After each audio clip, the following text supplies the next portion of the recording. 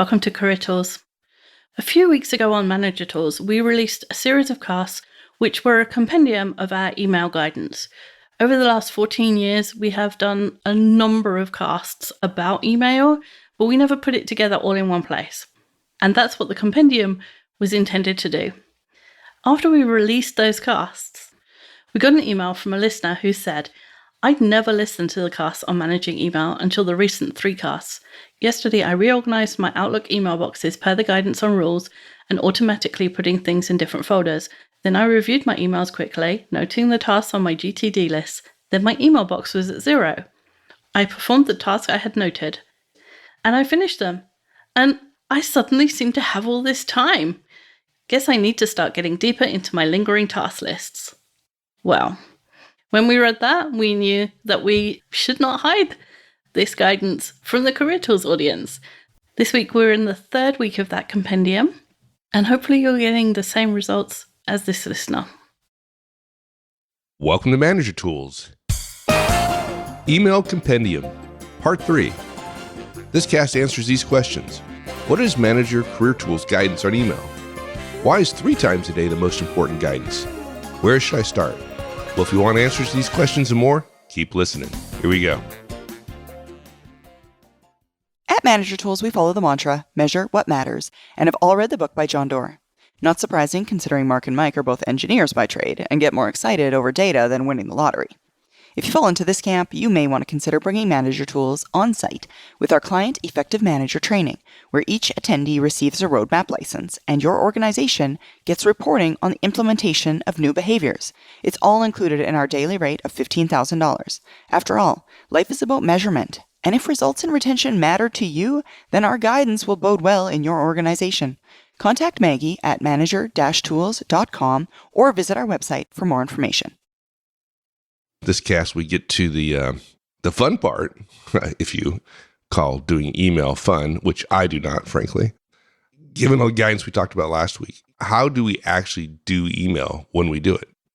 The 2 cornerstones of being effective with email is to corral it into scheduled times, no more than 30 minutes 3 times a day. I think for many people, 15 minutes 3 times a day is completely doable. If you only get 100 mails a day, you're only talking about processing, let's say, 30 in 15 minutes, which when you think about the type of mail you get, isn't that big a deal. So now we've eliminated doing mail any other time during our scheduled time. Now, you can make an exception. You can say, I'm going to look for mails from my boss throughout the day. Nothing wrong with that. Or have your phone set an alert, or even your desktop or laptop have to set an alert that if you get an email that is marked urgent, as crazy as that may be, it would alert you in some way. Now the question is, okay, how do you actually do mail? What do you actually do, and how do you actually do it? And one of the biggest things, and by the way, there's been research on this. This is not just our opinion. The way you are able to limit the amount of time you spend on email is touching mail just one time. Whether you have 10, 20, 100 emails, your goal during your email processing time is to read, action, delete, forward, respond to, etc., all the possible things you can do. All of the mail you have gotten since you last opened mail. The goal is empty your inbox. And I think in light of the move to badges and notifications since mobile devices, I'm shocked at the number of people who have tons of badges on their phone. And they tell us that, it bugs them. So we'll get rid of them. And just don't have notifications. If you have a badge on your email all the time saying you always have mail, you don't need it. In addition, there are people I know that says, no, I need to know I have mail. I said, how low is the number gotten? They said, like 80. I'm like, well, have you ever gotten below 80? He says, no, I don't think so. So those 80 really aren't important. And then we get into the whole, well, I'm saving them because it's easier to search on unread. And okay. And then at 50 times a day, you look down and have a reminder that there's work left to be done when in fact you can't do it. And what's more, they actually keep track of how many mails they have by doing some mental math, subtracting 80 from 94 and saying, oh, I have 14 emails. I just find that wasteful relative to a peaceful and strong mental attitude. So we've limited the amount of time we have for email. And now what we're going to do is we're going to go through all of our email and get to inbox 0 during that time. One of the underlying principles here is you don't take your time. You are not strolling through mail. Part of the reason why so many of us spend so much time on mail is because we don't schedule time for it. And lacking scheduled time for something that's important, it fills up all of your free time. A la my story about water in the kitchen earlier. You don't ponder, you don't sit back and say, this is my chance to commune with email. You don't think as much as you normally do. You don't edit and re-edit and engineer to death every message. There might be 1 or 2 messages every evening or every morning that you may have to edit and sit on for 5 or 10 minutes.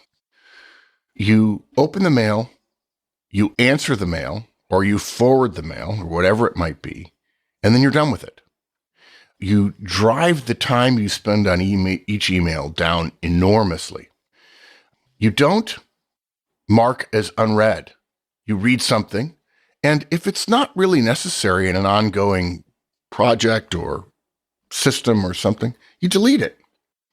You work to get through your mail as fast as you can, not taking time with each one to carefully consider it until the next thing comes up on your calendar. Your goal is to get rid of things. You work quickly. You're trying to finish in the time you have or even faster. Now, we're not suggesting you get frantic. You don't have to speed up. If you only have 30 mails, the vast majority of emails are not something that take 4 or 5 minutes to answer. You're told something you need to know, or something's forwarded to you that you need to read and then decide how you're going to distribute it. Well, read it and then decide. It doesn't have to be perfect. If you leave one person off a particular forwarding, it's not the end of the world.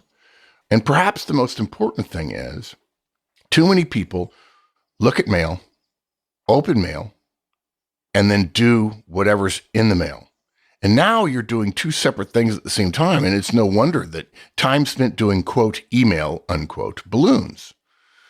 But again, if somebody gives you some work to do, and you have 3 different things to do, trying to decide when to schedule it and what you have to do is very different from doing the actual task. During the time we schedule for email, we don't do the actual task. If there's a deliverable, we write it down somewhere else, we capture it, and we respond to the mail if it requires a response, or forward it if it needs it, or simply read it and then go on to the next mail. And now we have a deliverable. Maybe it requires me to update a spreadsheet because I forgot to do it over the weekend. And so I make a note that I need to do that. I either make a deadline that has to be done by a certain time. But again, I'm not going to do it right now because right now I'm doing mail, or I schedule some time on my calendar to get it done. Something else that really matters. When you're working on mail, you're working on it in order. I mean, so few people today have inboxes, physical inboxes. They're almost a quaint vision of the past. But one of the things that would happen with inboxes, there'd be files and papers and so on in there. When you decided to process your inbox, some of you who know getting things done will like that, you go through all of it and decide what's most important and what's urgent. You don't just take the thing on top, because in fact, the thing on top came in last. That's last in, first out, which is not recommended. So you're looking for rationales for deciding what's going to be done first. What that means then is actually organizing your email inbox around priorities, around matters of importance. I talk about this all the time. There are a couple of email rules that are easy to remember that resonate with most people. Probably the most common email rule is no email is urgent. But in terms of processing email, you're required to know everything that's in your email within 24 hours. It's a rule. It's sort of a professional rule. And you're required to reply within 48 hours. So if you don't read it until the 24th hour, you still have some time to reply. Now, I know many of you say, no, that's not the rule. The rule is my boss expects a reply immediately. I find it interesting. I think it's just weird that somehow these really dumb rules have been created in the email world. It's almost like the new rule in corporate strategy is throw darts at a board. Well, when it comes to email, any email my boss sends is urgent. And he is sitting there waiting for a reply. Now, you don't know this is wrong until you're a manager and you've sent an email to your directs and you never wait around for a reply. And then that goes into the whole thing of people complaining that they're in meetings all the time. So in other words, people are creating emails for their directs during meetings and then expecting a reply during meetings. It's no wonder that meetings are so terrible. And everybody complains about this stuff and very few people want to do anything about it. Okay, so you've got 24 hours to reply. You've got 24 hours to read, 48 hours to reply. And I don't suggest you need to take that long with your boss, but those are the generally accepted rules. And it goes a step further. Another rule, you can't create a deliverable for someone else unless A, you're authorized to create a deliverable for them. Okay. Just because somebody thinks they can put something in your email inbox doesn't mean they can give you something to do. And B, they can't give you a deliverable if you're only copied on the mail. And certainly if you're blind copied, which is kind of funny. What that means is you won't get any deliverables in any of the emails you're CC'd on during the day. So folks, guess what that means logically? You don't read any CC emails until the last email processing time of the day. Okay? You don't have to read those because you're copied on them. They're not deliverables. They're not actions. You're so busy doing stuff, you don't have time to know about stuff that isn't yours to do in most cases. I know you want to know everything. You want to keep your hands in everything, but you also want to get all your work done. And you also want to have a family. And you also want to go home at night. So you're not going to be able to do everything. That's one of the fundamental problems with work-life balance right now is people think, I don't know what to do, so I'll try to do everything. There's no amount of time in the world to get everything done. And so everybody ends up unhappy. So you don't read any of your CCs. So create a folder in your email inbox that all the copies you get go in a special CC folder. And you don't read those until the end of the day. Less mail to deal with. Next. Any emails from your boss go in a special folder. Heck, you can call it boss. And you process that email first. If you're on distros, if you're on email that is borderline spam, but you still want to get it, put it in a file called distros. Create a rule, put it in a file that says, I'm going to read this again at the end of the day. I mentioned this recently to somebody.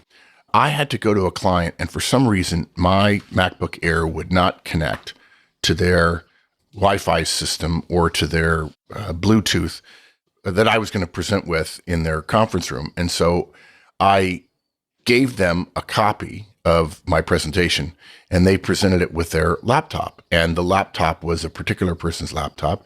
And so this person opened their laptop while the screen was connected to it. And I had to email it to her. And she used a most popular in the world email software through the web, a web-based client. And so her email screen for Gmail opened up and she had 84 mails. Very quickly, I was able to ascertain 84 mails and all of them had come in since midnight. This was 9 a.m. And I didn't see a single mail. And the minute that screen was up, she was looking for the mail of the PowerPoint that was in any way vaguely work-related or that was borderline not spam. I couldn't even believe it. So There's a whole nother thing here. If that's what your mail looks like, if you're getting all kinds of spamish stuff and so on in your email inbox, that's like leaving trash strewn around your desk and having to wade through it every day. You need to get with Marie Kondo and discover that if that thing doesn't give you joy, you don't need to delete it. You need to unsubscribe from it.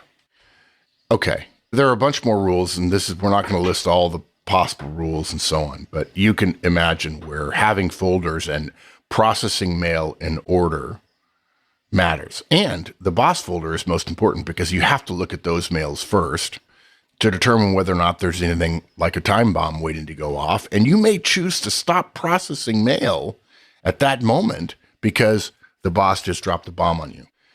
Some bosses still, the boss isn't coming in that day and they send an email with an urgent request saying, you're going to have to go to 2 meetings for me today because I have to take a sudden trip to Los Angeles for a meeting my boss just told me about. I can't imagine an intelligent person seeing an email that it's not a text, it's not a phone call, it's not a Slack message, it's an email. I find that annoying. But that's what you do. You process your email in order and you process it like an assassin.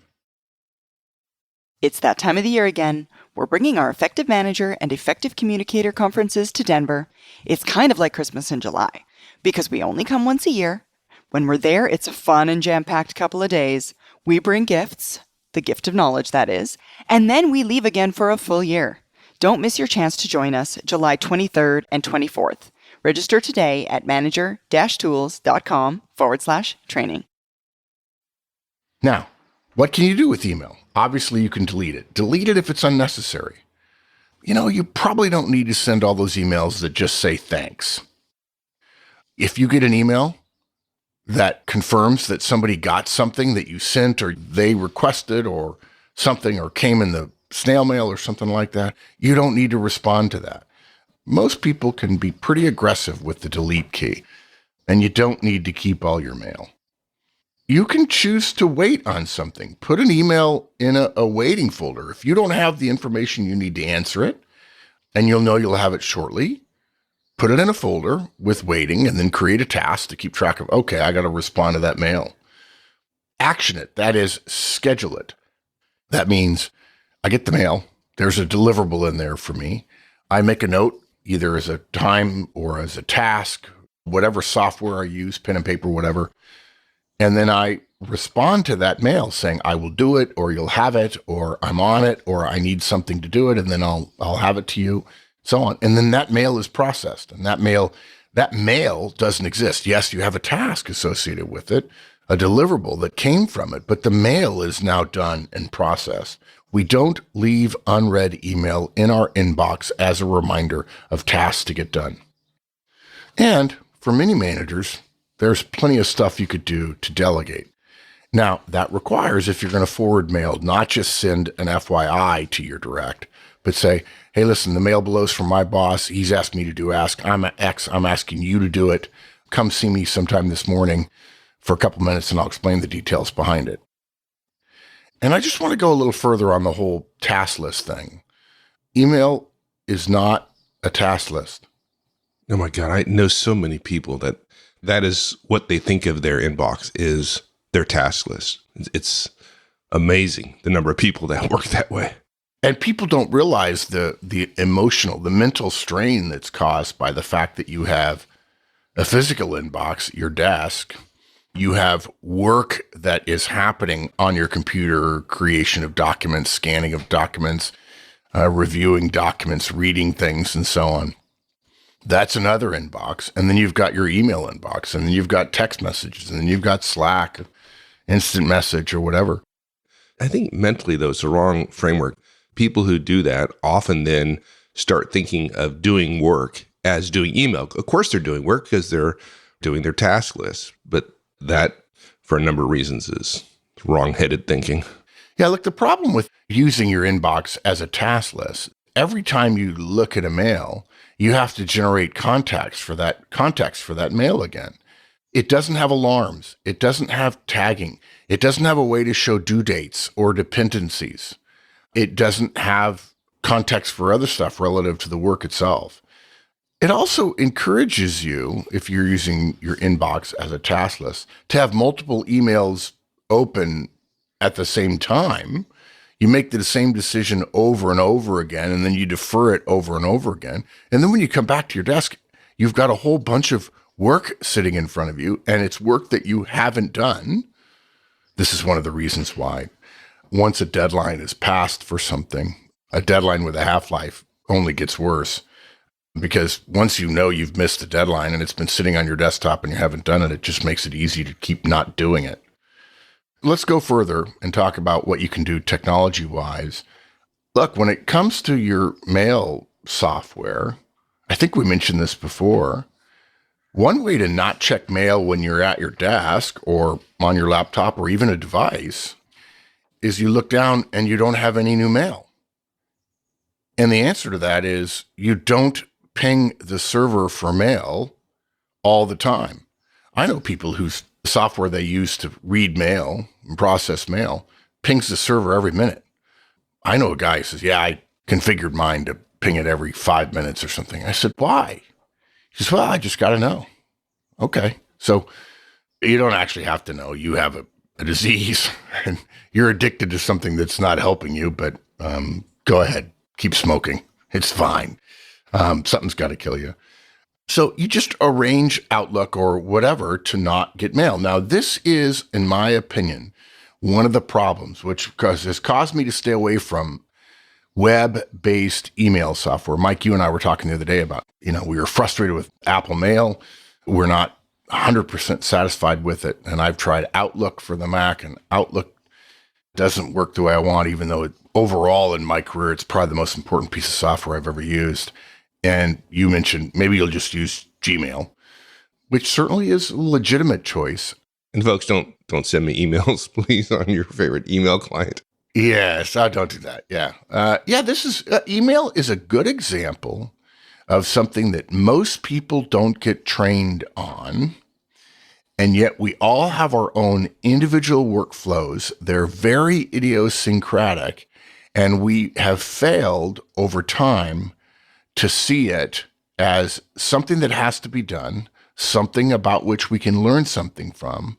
And we tend, because of the idiosyncraticness of email, to not learn proven effective techniques to reduce the pain and suffering associated with it. But the problem I was getting to was web-based email. The moment you open it up, you know you have mail. Whereas I have my mail client up all day, but it only gets mail when I tell it to. In addition, I can still write mail anytime I want.